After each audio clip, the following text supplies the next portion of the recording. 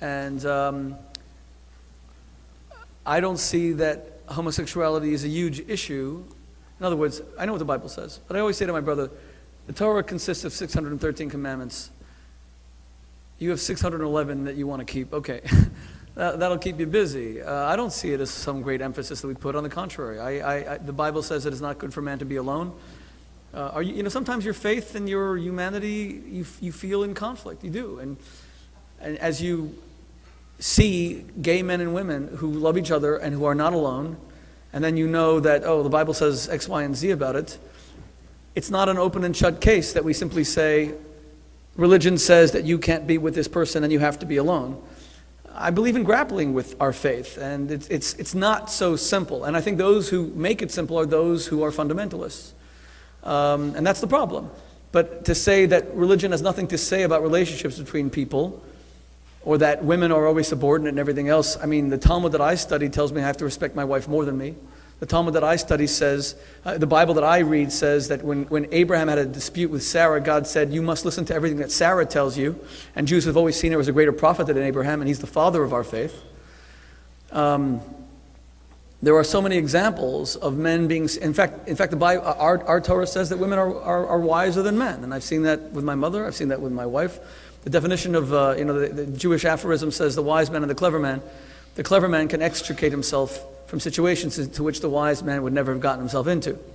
And had I listened to my wife about half the things I did in my life that were controversial or self-serving or just downright stupid, I wouldn't have made mistakes. She was the wise person. So I don't see that women are necessarily subordinated. And to the extent that certain things need to be adjusted in religion, Christopher, that's why I welcome your criticisms. Again, it comes down to, and this is the final thing I'm going to say, is that whether religion poisons everything. I think we all have something to learn from each other. And thank you again for attending tonight's event, and we wish you a good evening. Thank you. Thank you so much, Mike. Thank you.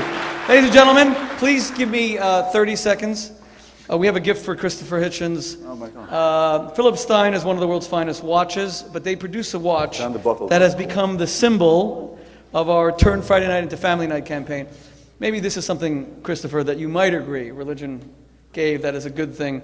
Friday nights, we simply have dinner with our families without television, without the internet, without noise, and we try to focus on our kids. So this is a global initiative that we have. Dr. Mehmet Oz is a patron, Gail King, Dr. Phil, and I was hoping that Christopher would agree to be one of the patrons as well. It's simply 2 uninterrupted hours for atheists and religious people alike to give to their kids. And you are a very loving father. You have 3 children. We talked about them at dinner.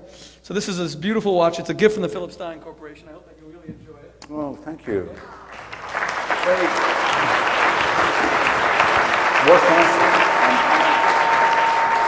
And finally, ladies and gentlemen, if you would all just join me, it is our hope, whatever you believe or don't believe, that you will just join us in a small toast.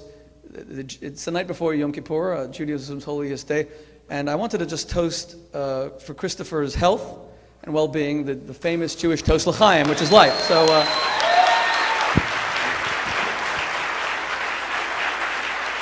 Okay.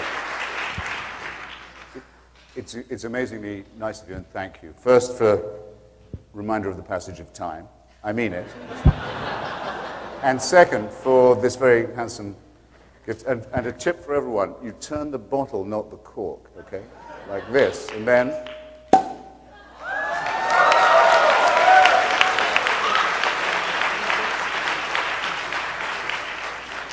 And then you say to life in any language. Shalom. Thank you.